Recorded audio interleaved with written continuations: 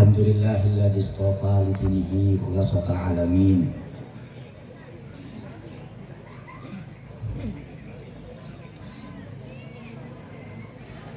Wakas kula pasti foto mangap. Saya khawatir ambil gambarnya apa? Nah, ini kan ya enggak pantas. Alhamdulillahilladzi istafa li dinihi khulasatal alamin. Wa hada man ahabbahu litafaqquhi fid din. Asyhadu an la ilaha illallah wahdahu la syarika lah. Al-Malikul Haqqul Mubin. Wa asyhadu anna sayyidana Muhammadan abduhu wa rasuluh. Shadiqul wa'dul amin.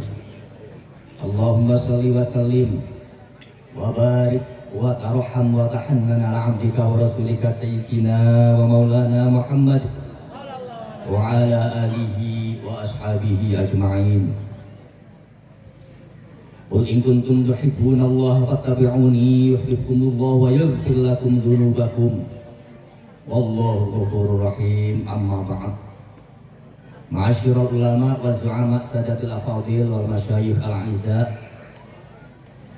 yang mulia dan yang saya muliakan, segenap para kiai, para masyayikh,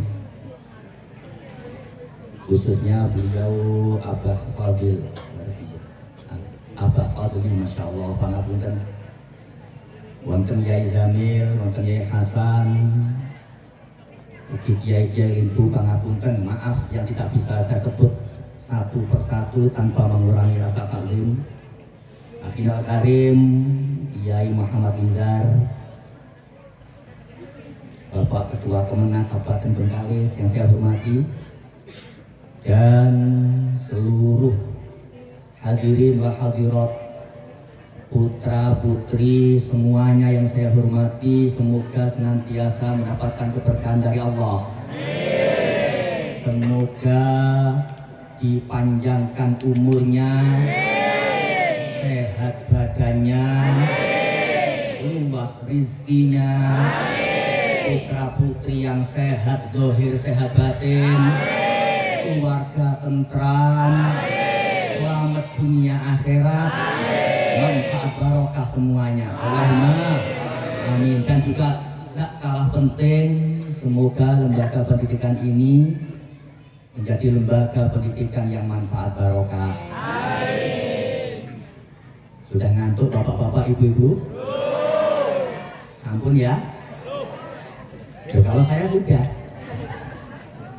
Hadirin wal hadirat rahimakumullah. Maaf,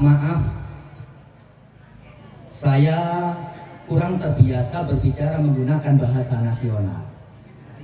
Jadi di lingkungan saya di rumah, maaf Pak Kemenak, kalau ngomong itu biasanya pakai bahasa daerah. Di sini dipaksa berbicara di hadapan para bapak, para ibu yang menggunakan bahasa nasional. Jadi kalau enggak gitu luas, kalau mau ngomong mikir dulu Pak Kemenak, itu ya mohon maaf. Saya lebih terbiasa ngomong pakai bahasa daerah atau bahasa Jawa. Enaknya bahasa Jawa apa bahasa Indonesia?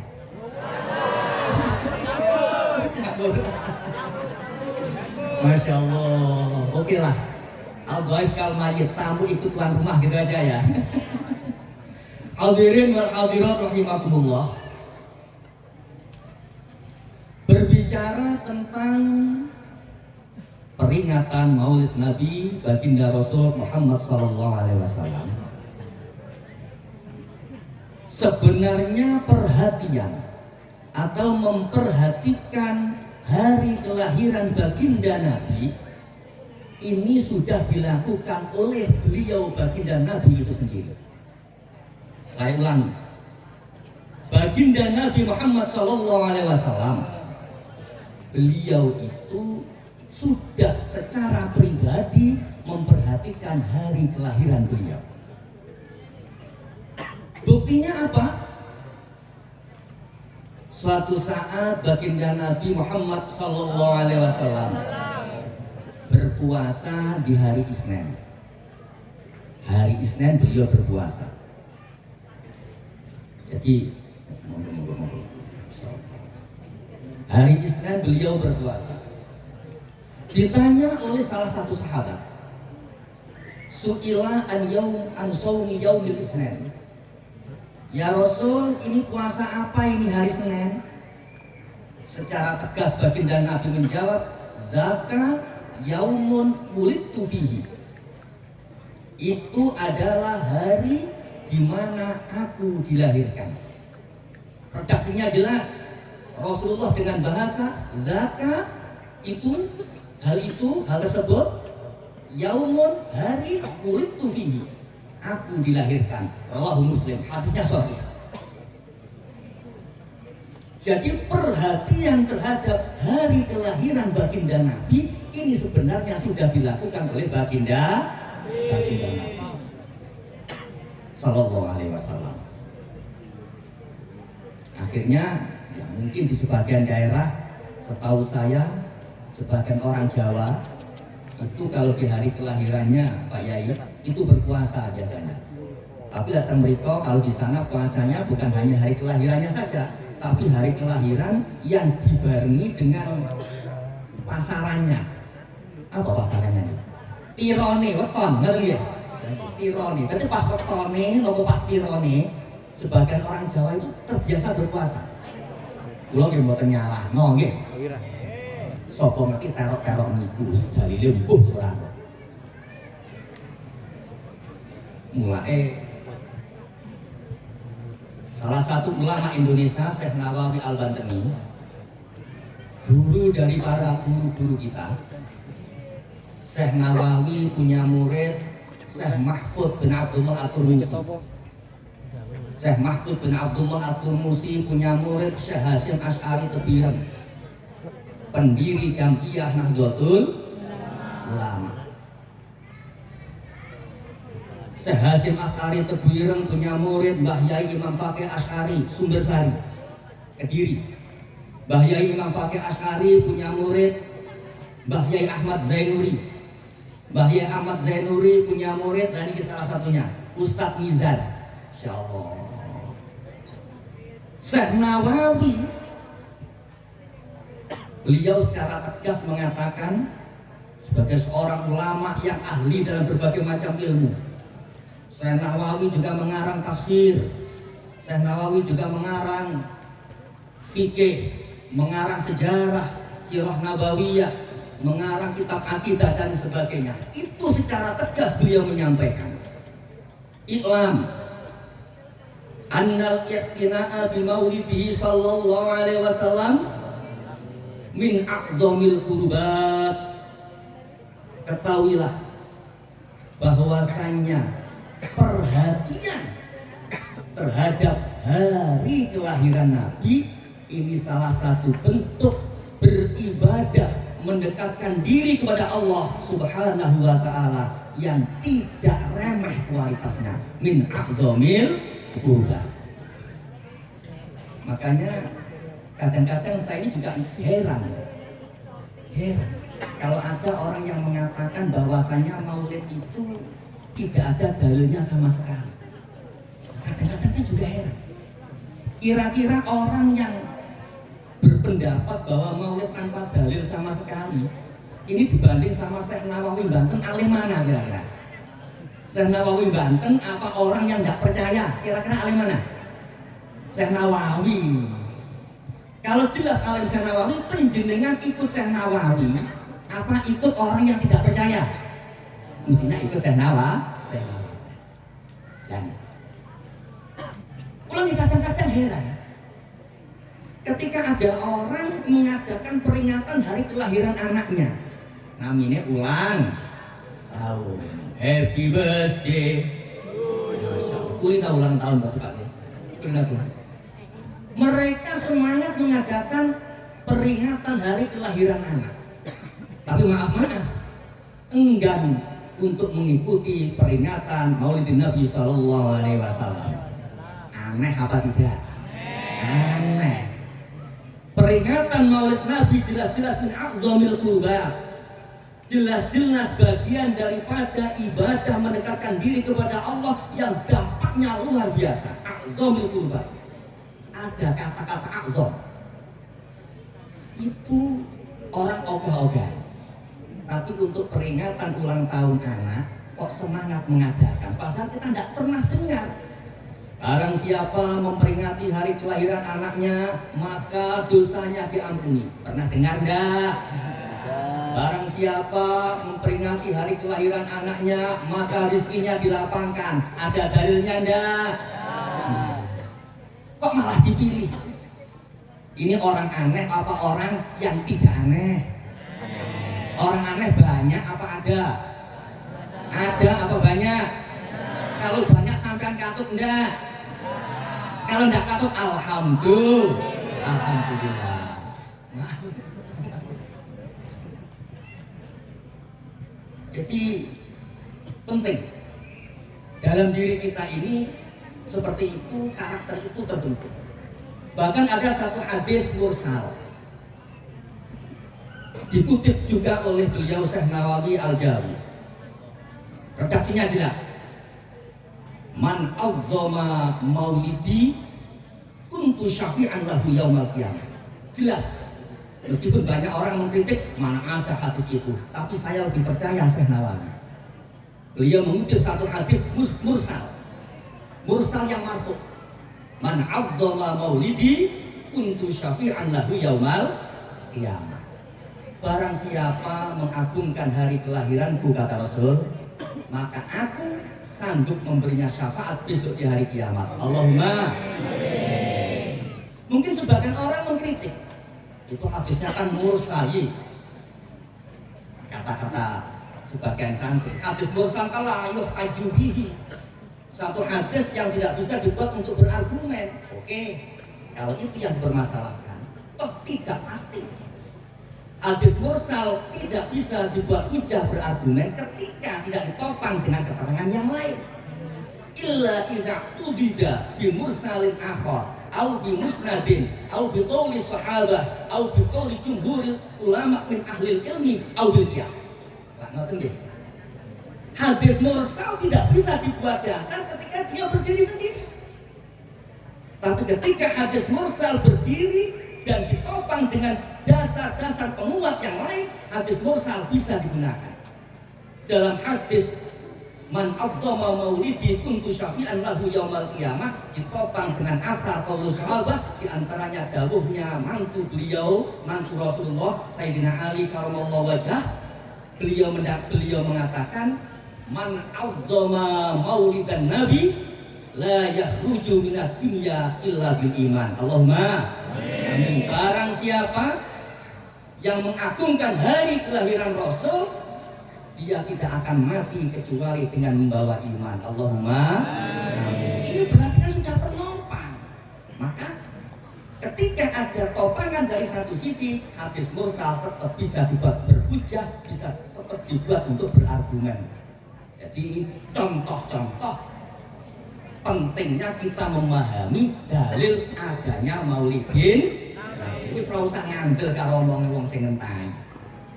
Mergo sing ngenteni iku cek kalah ngalim karo Syekh Nawawi. Mau berkelaturan Syekh Nawawi niku mudune murid nggih enten santri Termas, nggih enten santri Sumbersari, nggih enten santri Tebuireng. Terus awake dhewe gak melok kiai arep melu sapa? Lah nggih, Syekh Mahfud Termas Yai. Kula mengutip salah setunggal dawuhipun Syekh Mahfud Termas. Beliau menyampaikannya, inna syuyukhul insan fil ilmi aba'uhu fid din wa uswatun bainahu wa baina rabbil alamin. Bahwasanya guru-guru kita atau gurunya para manusia dalam urusan ilmu itu adalah orang tua bagi mereka. Jadi guru-guru kita adalah orang tua kita. Satu. Dan yang kedua, sama Syekh Mahfud dilanjutkan wa usnatun bainahu wa baina rabbil alamin. Wa baina rabbil alamin. Dan sebagai penyambung hubungan kita kepada Tuhan kita.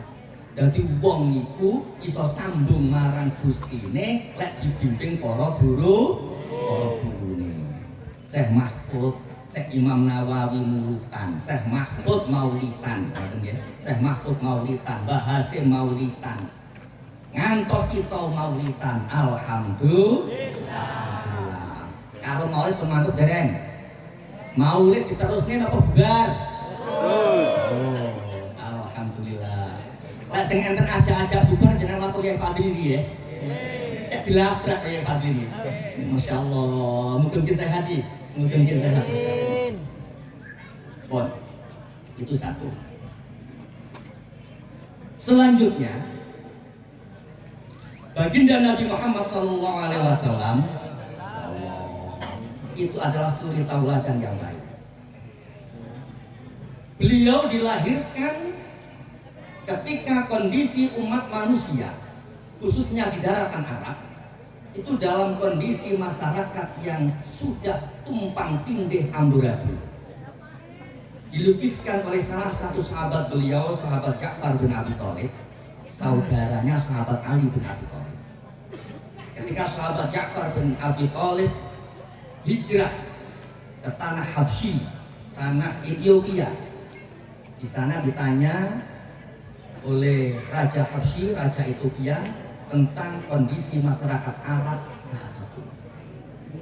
Dilukiskan oleh beliau sahabat Ja'far bin Abi Thalib dengan bahasa gini. Kunna qauman ahla jahiliyah na'kulul maitah wa nashrabul khumur wa na'ti bil fawahish wa naqulu bizuri wal buhtan naqta'ul arham wa na'budul asnam. Satu gambaran melukiskan kondisi bangsa Arab saat kelahiran baginda Nabi Muhammad sallallahu alaihi wasallam. Kata sahabat Ja'far, kita ini masyarakat yang sangat terpuruk. Naqulul maitah wa nashrubul khumur. Kita terbiasa memakan bangkai, terbiasa mengkonsumsi miras. Kondisi bangsa Arab kala itu. Wa na'ti bil fawahish wa naqulu bizur. Kita terbiasa nyuwun sewu, amit-amit nyuwun sewu, hubungan tanpa ikatan yang benar. Terbiasa melakukan perzinaan di tempat ya seadanya. Wa naqulu bizur, juga terbiasa berbicara bohong, bikin hoax. Jadi kalau sekarang banyak menyebar hoax itu kembali ke zaman jahiliyah. Kita terbiasa berbicara bohong. Naqta'ul arham wa na'budul asnam. Kita terbiasa memutus ikatan keluarga dan menyembah berhala. Sungguh satu ketertinggalan baik dari bentuk perilaku, etika dan budaya, juga ketertinggalan dalam bentuk akidah dan keimanan. Kondisi bangsa Mekah saat itu. Nyuwun sewu. Bangsa Mekah saat itu hobinya perang. Jadi temperamen betul. Setiap ada permasalahan, penyelesaiannya adalah peperangan. Lacok, salah bacok. Pokoknya ngobah itu bacok. Bahkan nyuwun sewu, satu ternak masuk ke pekarangan tetangga, ini sudah cukup menjadi alasan untuk menjadi pertempuran.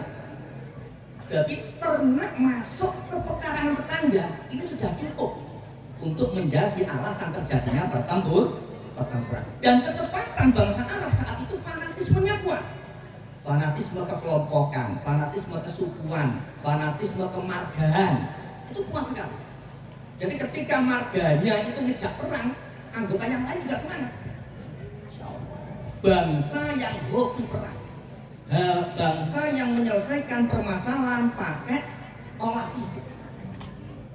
Bahkan digambarkan per tahun kurang lebih 300 kali perang.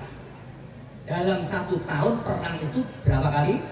300. Ini kalau kita bagi mungkin setiap bulan rata-rata 25 ya. Masya Allah. Sakulan pisan perang ping selawi. Masyarakat sing situasinya itu tentrem apa suntuk? Alah ora. sampai dimu malah delok ngono nyatane. Masyarakat ketika geger mawon itu resah, menapa bahagia? Mestinya resah. Ngoten Pak Polisi nggih, mestinya resah. Makanya di antara strategi, di antara nyuwun saya bilang apa nggih? Metodologi yang dilakukan oleh baginda Nabi Muhammad SAW itu salah satunya adalah menggunakan pendekatan merukunkan. Apa? Merukunkan. Jadi rukun itu diulangi Kanjeng. Merukunkan. Satu sahabat dengan sahabat lain disaudarakan. Satu sahabat dengan yang lain disaudarakan. Insya Allah. Bahkan di Madinah itu ya, teng Madinah itu wonten suku, wonten komunitas namanya Khazraj kali Aus. Dua suku yang masih ada hubungan saudara tapi tidak pernah akur. Khazraj dan Aus. Dua suku masih bersaudara tapi tidak pernah akur. Perang, Masya Allah. Salah titik geger, salah titik geger. Ini sama Rasulullah pertama-tama dirukunkan dulu, didamaikan dulu, diikat dalam satu ikatan al-muslimu akhul muslim, bahwa seorang muslim adalah saudara sesama muslim. Al-muslimuna man salima al-muslimu man salima al-muslimuna min yadihi wa lisanihi. Ini penting. Ini penting. Bahkan ketika sudah mulai rukun Pak Bapak, insya Allah sahabat-sahabat pendatang yang hijrah ke Madinah namanya Muhajirin, dan sahabat-sahabat asli penduduk Madinah namanya sahabat Ansar. Niki rukunnya wis karu-karuan. Rukun tenan. Sangke rukune ya nyuwun sewu. Jadi sahabat Muhajirin itu dia hijrah dari Mekah ke Madinah kan tidak semuanya bawa bekal. Ada yang punya bekal, ada yang tidak ada bekal. Itu sampai di Madinah disambut betul sama kawan-kawannya. Sama kawan-kawannya disambut betul. Kalau tidak punya rumah dikasih rumah. Kira-kira Pak Lurah sanggup berapa? Sama orang tidak punya rumah dikasih rumah. Ini namanya persaudaraan. Persaudaraan, kekompakan, kebersamaan yang dibangun saat itu, meskipun beda alma mater, satu asli penduduk Madinah, yang satu pendatang, itu karena sama-sama umat Rasulullah, mereka sama kompak bersatu, saling tolong menolong, saling membantu, mensukseskan perjuangan Rasulullah. Allahumma amin. Kita ketularan nggih. Ada yang pendatang dari sana, ada yang pendatang dari sana, ada penduduk asli di sini, kumpul bersama, mensukseskan perjuangan Rasulullah. Semoga manfaat barokah semuanya. Amin. Ini ajaran dari Rasulullah. Maka penting sekali menjaga kerukunan, penting sekali menjaga pola pikir sama. Ngapunten. Sahabat itu sampai rukune, sampai sedulurane. Sahabat Muhajirin itu sampai ditawani omah. Kalau dene omah napa pripun? Boten ngoten. Sahabat Muhajirin datang ke Mekah, datang ke Madinah, hijrah ke Madinah, kan keluarganya ditinggal. Karena keluarganya ada yang tidak mau ikut, kalau ada yang ikut ya diajak, kalau tidak ada ikut ya nggak diajak, sendirian datang ke Madinah, tidak punya keluarga. Merantau ke Madinah tanpa saudara, tanpa teman, tanpa koneksi, tanpa jaringan. Kira-kira gembel apa kaya? Kira-kira gembel apa kaya? Seandainya saya datang ke sini tidak punya kenalan Ustadz Nizar, gembel saya. Gara-gara punya kenalan Ustadz Nizar, saya dikasih minum dulu Pak ya. Dikira-kirakan saya tidak punya kenalan Ustadz Nizar, gembel saya di sini.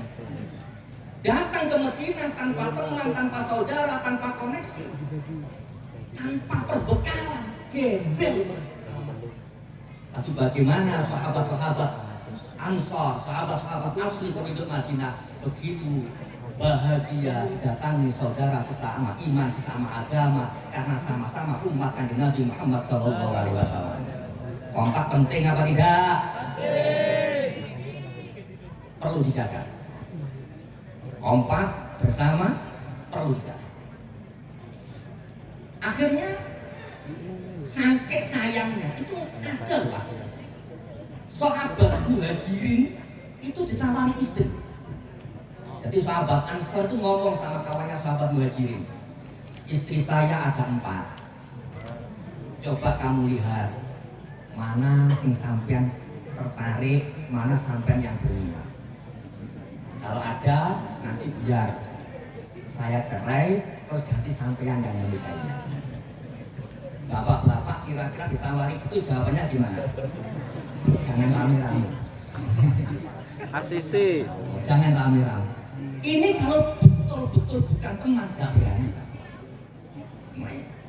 Kebersamaan yang dibangun oleh sahabat itu mencontohkan bagaimana Rasulullah mendidik umatnya untuk satu sama lain itu berkembang bersama, membangun bersama. Pertama itu pentingnya menjaga kerukunan. Keranten nyuwun sewu, tiyangnya kan boten rukun, dandan liyane boten ketandangan.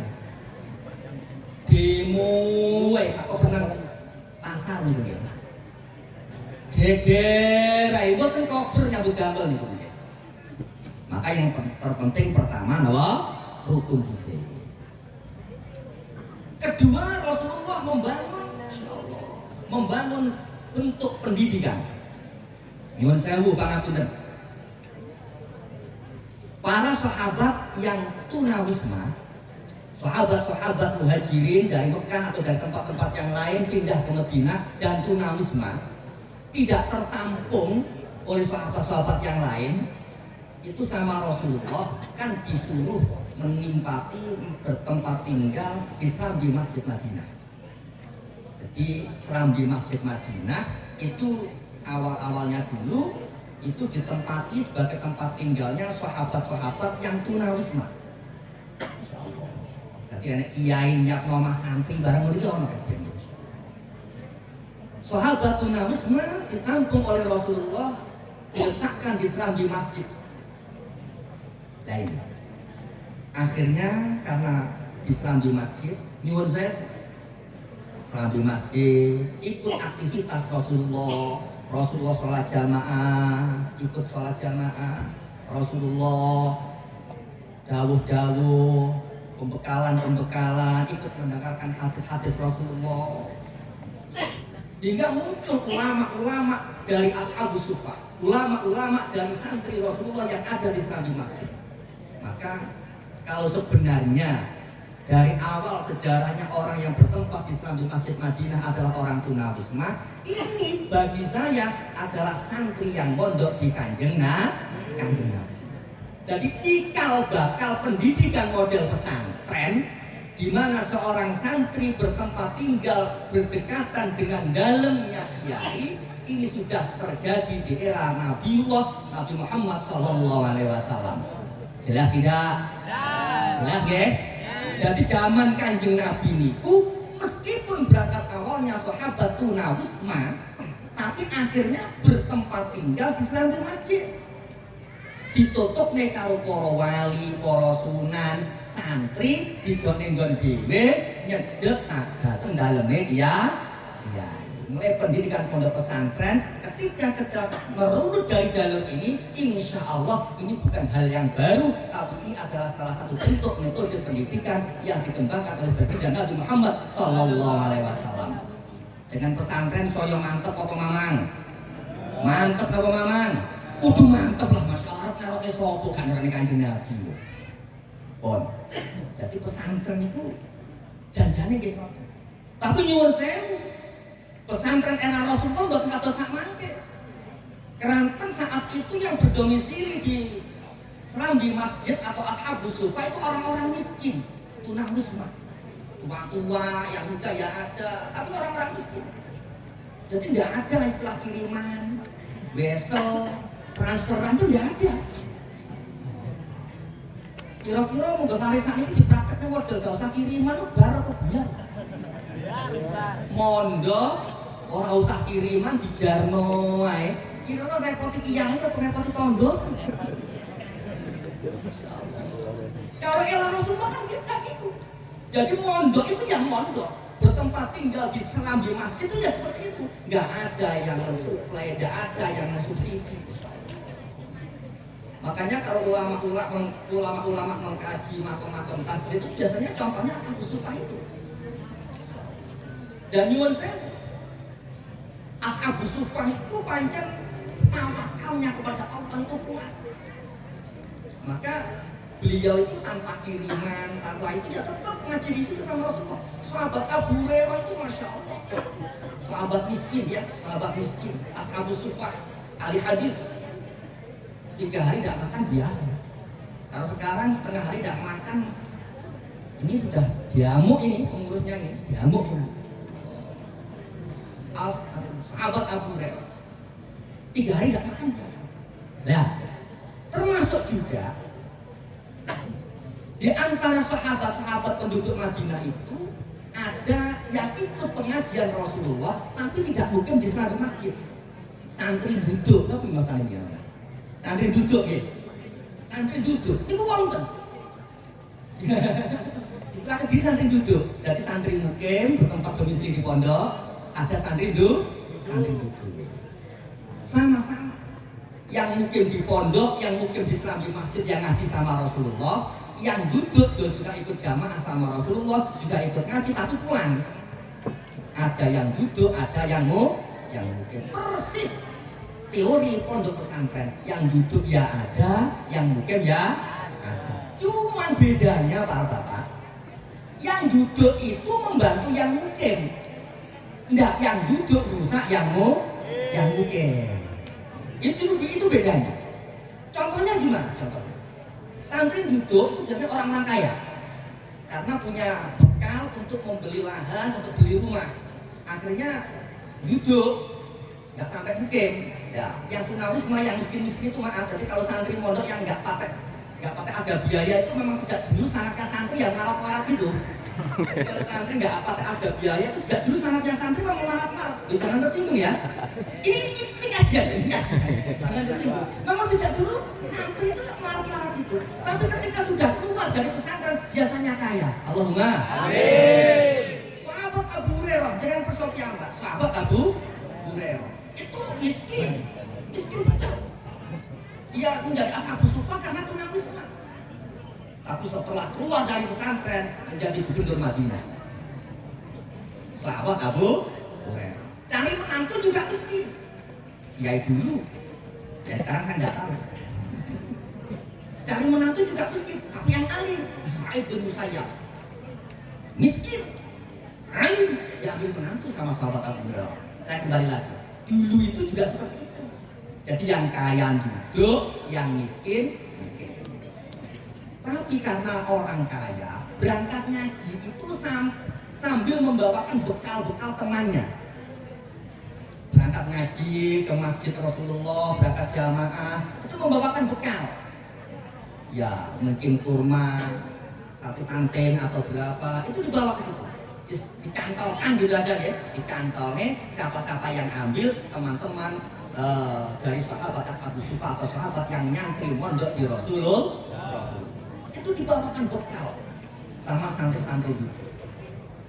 Kira-kira sekarang praktek kayak gini ada enggak ya? Santri duduk membawakan bekal yang mondok, apa santri duduk ngajak yang mondok pulang? Yang duduk berangkat ke pondok ngomong, ayo kita main dulu keluar. Apa kira-kira yang duduk malah dukung? Oh, ini namun cerita saja.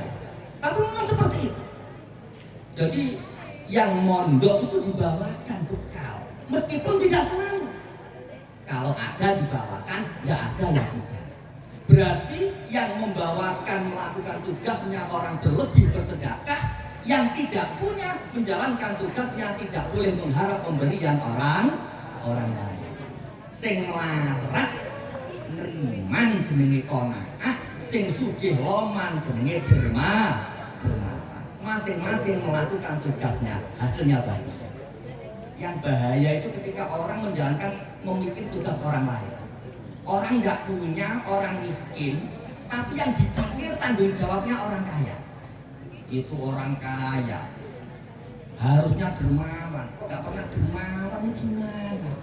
Loh, orang miskin gak usah mikir tugasnya orang kaya. Kalau orang miskin mikir tugasnya orang kaya, jadinya tomat. Nanti tomat berharap pemberian. Sebaliknya orang kaya nggak usah mikir tugasnya orang miskin. Itu orang miskin itu nggak boleh mengharap pemberian. Orang miskin itu harusnya menerima dengan takdir yang ada, qanaah dengan apa yang ada. Kalau orang kaya mikirnya tugasnya orang miskin, orang kayanya jadi bakhil nanti. Maka yang penting masing-masing menjalankan tugasnya. Yang kaya menjalankan tugasnya sebagai dermawan, yang miskin menjalankan tugasnya sebagai orang yang menerima apa yang ada. Inilah yang dipraktekkan para sahabat Rasulullah. Sanggup? Sanggup ya?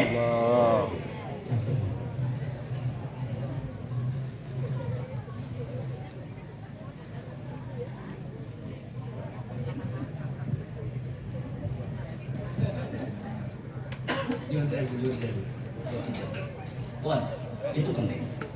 Dan pendidikan Rasulullah, sistem yang digunakan diadopsi oleh santri-santri beliau. Sahabat-sahabat juga mengadakan pendidikan-pendidikan, antos para tabi'in, para ulama, sampai hari ini alhamdulillah di Indonesia, termasuk di tempat ini, kita semua berkumpul menggunakan sistem pendidikan sesuai dengan apa yang sudah dicontohkan oleh baginda Nabi Muhammad SAW. Pendidikan berjalan kapan? Ketika satu sama lain ompat. Nyun sewu niku penyakitnya wong kadang-kadang nek sadurunge iso gampang gak cocok biasanya. Penyakit wong. Mulai kadang-kadang itu ya perlu didandani nggih, kudu didandani. Lho nggih, nyuwun sewu. Imam Malik, ngertos Imam Malik. Insyaallah. Gurune Imam Syafi'i. Ulama Madinah.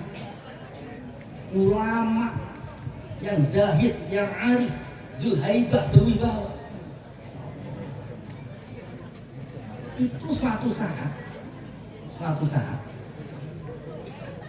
dalam majelis pengajiannya Imam Malik itu didatangi oleh ulama alim dari Mesir, Imam Al-Laits. Imam Al-Laits ulama alim dari Mesir. Ya, dengan sendirinya tiba-tiba ikut masuk, itu ada di majelis pengajiannya. Dan orang nggak tahu Imam Al-Laits itu yang mana, karena menurut saya dulu itu orang lebih viral namanya daripada fotonya, kan gitu ya. Dulu itu namanya sudah menyebar kemana-mana, tapi piantunipun figurnya yang mana orang malah jarang-jarang tahu. Beda dengan sekarang, ilmunya belum jelas, itu gambarnya atau statusnya sudah bertebaran kemana-mana itu. Obat ini selfie status, obat ini selfie status, masya Allah. Imam Al-Laits itu satu saat menghadiri majelis pengajiannya Imam Malik. Hingga suatu saat Imam Malik tidak mengenal Imam Al-Laits, tapi belum tahu orangnya. Imam Malik ke dalam majelis tersebut beliau bikin satu kajian ilmu bedai mana bedai ya bertanya, memberi soal pada jamaah, soal yang sulit, soal yang menurut prediksinya Imam Malik yang bisa menjawab hanya Imam Al-Laits. Ini soal sulit yang bisa menjawab hanya Imam Al-Laits. Tiba-tiba ketika Imam Malik bertanya, ada yang bisa menjawab. Imam Malik langsung berkata, Anda kemungkinannya Imam Al-Laits atau muridnya Imam Al-Laits. Karena yang bisa menjawab ini hanya Al-Laits atau muridnya. Kok bisa menjawab Anda pasti Al-Laits atau muridnya Al-Laits. Akhirnya pun Imam Al-Laits ngaku, ya, anak Al-Laits, saya memang Al-Laits. Masya Allah bahagianya. Dua ulama besar berkumpul berangkulan, masya Allah. Akhirnya Imam Al-Laits diajak singgah ke dalamnya Imam Malik. Diajak singgah. Imam Al-Laits mundur dari dalamnya Imam Malik, dikasih bekal-bekal. Iku bahasa nang sakniki napa? Yes diberkat-berkati ngono lah wis diberkat-berkati. Bagaimana Imam Malik yang begitu alim juga menghargai Imam Lais yang sesama orang. Ini ajaran guru-guru kita. Sesama orang alim, satu sama lain, kompak saling mendukung. Ojo malah jadi tukang. Orang ngombe es kok dombongi. Imam Lais Ora mangan bakso bakar aku. Itu Maksudnya apa pemberian dari Imam Malik itu? Duit. Ganti wesel. Kiai itu nyangoni kiai tiap bulan, jarang kan gitu. Tiap bulan mengirim uang untuk Imam Malik. Tiap bulan. Lu kadang-kadang mikir, Masya Allah, guru-guru kita mencontohkan seperti itu. Terus sampai duit cuma sak pirone.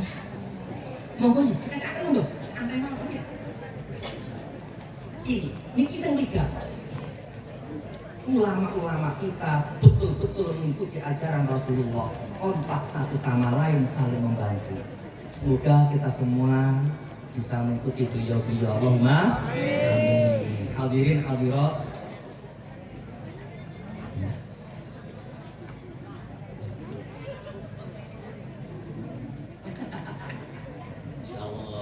Pripun pengakun saya dereng? Pun nggih? Oh nggih. Sing kowe enak ngeten. Pun. Mugi-mugi kita sedaya tansah pikantuk keberkahan. Berkah yuswanipun, berkah rezekinipun, berkah keluarganipun. Papan panggenan menika dados papan panggenan ingkang manfaat barokah. Amin. Dumateng kula panjenengan sedaya dados tiyang ingkang slamet wilujeng donya akhiratipun. Intene hanya demikian yang bisa saya sampaikan. Saya yakin banyak kekurangan kekhilafan dari apa yang saya sampaikan, kurang berkenan di hati, terlalu menyinggung perasaan atau kata-kata yang kurang bisa dipahami dan lain sebagainya, kekurangan-kekurangan. Itu saya mohon maaf yang sebesar-besarnya. Akhirul kalam, ihdinas siratal mustaqim.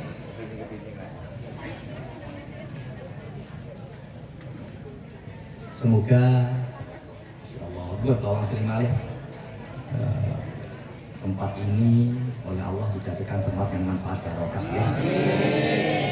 Keluarga kita keluarga yang barokah, umur kita umur yang barokah, rezeki kita rezeki yang barokah, umur yang panjang, badan yang sehat, keluarga yang tentram, rezeki yang berkecukupan, segala sesuatu yang diberikan oleh Allah dijadikan manfaat barokah. Ala dunia sholihah wa ala mana wasalatu salih al-fatihah.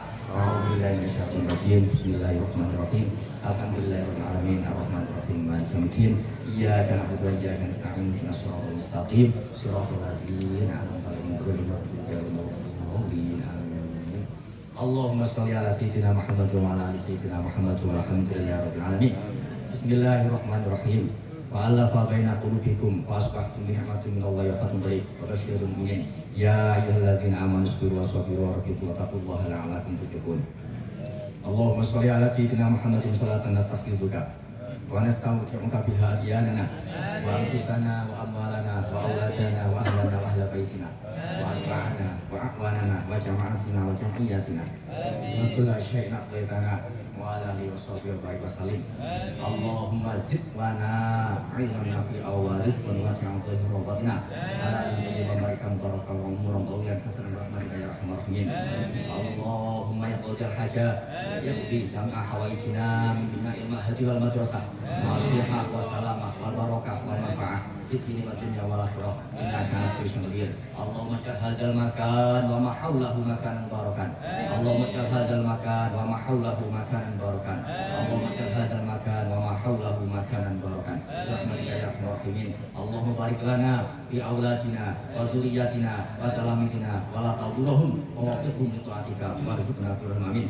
Rabbana atina fid dunya hasanatan wa fil akhirati hasanatan wa qina adzabannar. Wa sallallahu ala sayyidina Muhammad wa ala ali sayyidina Muhammad walhamdulillahi rabbil alamin. Amin. Al-Fatihah.